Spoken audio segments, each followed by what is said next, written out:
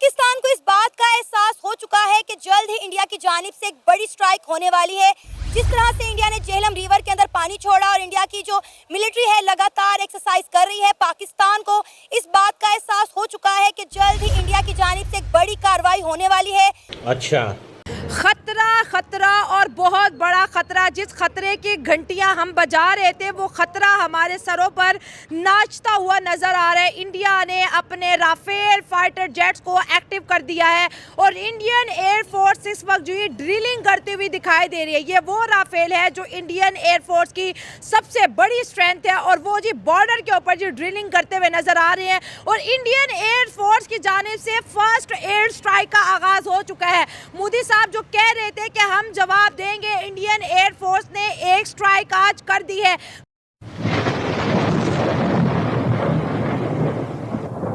नमस्कार दोस्तों, क्या हाल है। होप करता हूँ कि आप ठीक होंगे और स्वागत करता हूँ आपका हिंदुस्तान डॉट में। दोस्तों, जम्मू कश्मीर में पहलगाम हमले से पूरा इंडिया गुस्से में था, लेकिन दोस्तों अब इंडिया के प्राइम मिनिस्टर मोदी जी ने इंडियन आर्मी को पहलगाम हमले का बदला लेने का ऑर्डर दे दिया है और बताया है कि इंडियन आर्मी जब चाहे तब दुश्मनों पे अटैक कर सकती है।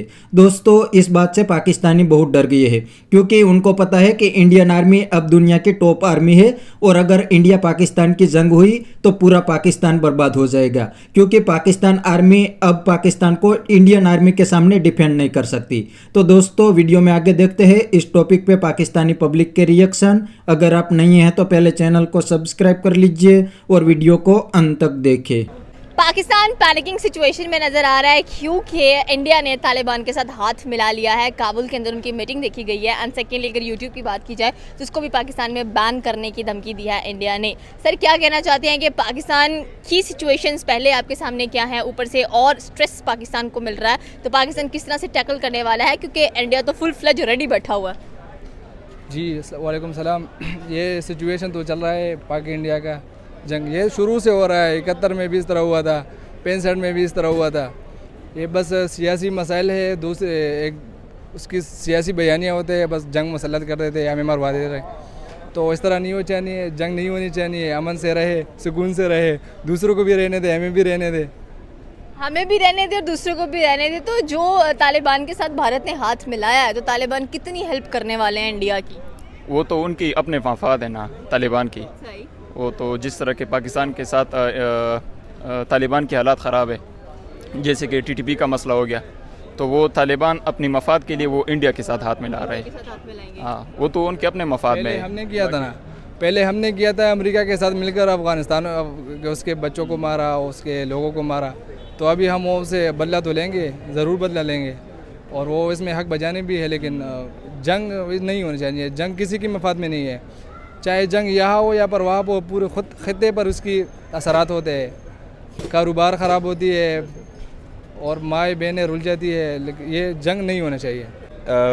इंडिया जिसके मर्ज़ी साथ हाथ में ला ले, आपको अपनी आर्मी पे, अपनी कंट्री पे, अपनी गवर्नमेंट पे इतना ट्रस्ट होना चाहिए कि उन्होंने प्रिवेंटिव मेजर्स लिए हैं। ठीक है। दूसरी बात, इंडिया की ये भाबर भप्तियाँ जो है ना, ये बहुत पुरानी है। हमेशा वो आता है, हमारी तरफ से सरप्राइज़ ले के जाता है। उम्मीद करते हैं इस दफ़ा भी वो आएगा, जुर्रत तो करे आने की, तो फिर इंशाल्लाह हम रेडी हैं। और सर, ये भी चीज़ काफ़ी ज़्यादा वायरल, डेफिनेटली पाक आर्मी खड़ी है बॉर्डर्स के ऊपर, महफूज है पाकिस्तानी, लेकिन उड़ती उड़ती खबरें ये भी दिखाई दे रही हैं कि उन्होंने तो भाई आपके जो जर्नल्स, जो कर्नल्स हैं, वो तो मुल्क छोड़कर भाग गए हैं। उन्होंने अपनी जो कह लें कि वो उनकी जो फैमिलीज़ हैं वो सेफ़ नज़र आ रही हैं, वो बाहर के मुल्कों में हैं, और बची पाकिस्तानी अवाम तो वो मीम्स बनाने पर लगी है।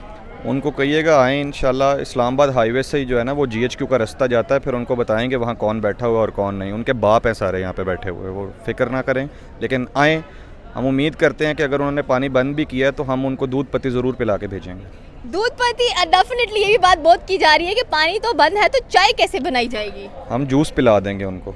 बिल्कुल, आपकी बात ये है कि जंग नहीं होनी चाहिए और आज का दौर तो वैसे भी कह लें कि एटमी ताकत हर कोई बना बैठा है। तो जैसा आप देख सकते हैं कि जापान के साथ हुआ हिरोशिमा और नागासाकी के अंदर, आज तक उनकी नस्लें भुगत रही हैं। तो इस मसले का कोई हल नज़र आ रहा है, क्योंकि इंडिया को रशिया भी सपोर्ट कर रहा है, इसराइल भी सपोर्ट कर रहा है, सुनने में है कि शायद फ़लस्तीन भी इंडिया को सपोर्ट कर रहा है, और साथ में अब जो तालिबान है वो भी इंडिया के साथ हाथ मिला रहे हैं।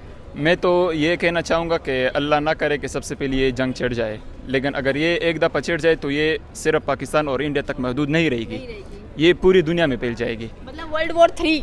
हाँ, ऐसा ही समझो। और दूसरा ये कि जिस तरह एपेक्स कमेटी का इजलास हुआ है, पाकिस्तान ने जिस तरीके से वो जवाब दिया है, ये बड़ा ज़बरदस्त है इंडिया को। मतलब पाकिस्तान ने जवाब दिया वो ज़बरदस्त है। क्या क्या जवाब दे चुका है पाकिस्तान अभी भारत को? वो तो जिस तरह के उन्होंने पाबंदियाँ लगाई है, इस तरह पाकिस्तान ने भी पाबंदी लगाई है। तो यही बस आपको लगता है कि कश्मीर के अटैक के अंदर पाकिस्तान अब भी की सिचुएशन के अंदर इन्वॉल्व हो सकता है, शामिल हो सकता है? हाँ, क्यों नहीं हो सकता है। पाकिस्तान तो का शुरू से ये होती रहा है, ये बस जहाँ पर इसको कुछ डॉलर वगैरह मिले तो वहाँ पर हाथ डाल देते हैं और पीछे कश्मीर से कौन से डॉलर्स मिलने वाले हैं आपको? क्या वो यही डॉलर देना, ये जंग करा रहे हैं, पैसे लेन देन होती रहती है, पॉलिटिशियन बस उसकी वोट लेते हैं कश्मीर के इशू पर, लेकिन आज तक हल नहीं हुआ। तो यही इसके फ़ायदे भी हो सकते हैं, ये फ़ायदा हो सकते हैं इसमें। क्या लगता है आपको कि अफगानिस्तान और इंडिया कहाँ तक जाएंगी और कितनी दोस्ती निभाई जाएगी इन दोनों के दरमियान? क्योंकि क्रिकेट की बात करें तो India is full supporting Afghanistan in cricket, लेकिन अगर पॉलिटिकल इश्यूज़ की बात की जाए या पॉलिटिकल अवेयरनेस की बात की जाए, पॉलिटिकल दोस्ती की बात की जाए, तो यहाँ पर अफगानिस्तान किस हद तक इंडिया का साथ देने वाला है? देखें, शुरू से सुना तो यही है और हिस्ट्री में भी आज तक यही देखा है कि हमेशा अफ़गानिस्तान ने जो है ना वो एंटी पाकिस्तान रोल प्ले किया है, जैसे भी है।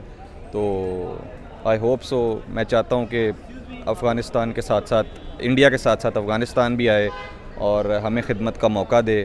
वो चाहे हम राखा या चूल्हे के ऊपर आपका वेलकम कर रहे हैं, जल्दी से आ जाएं बस। आपने अफगानिस्तान की बात की है, यहाँ पर फिर एक नया इशू आता है, देश के जो BLA है आपकी, वो तो आपसे कंट्रोल नहीं हो रही है।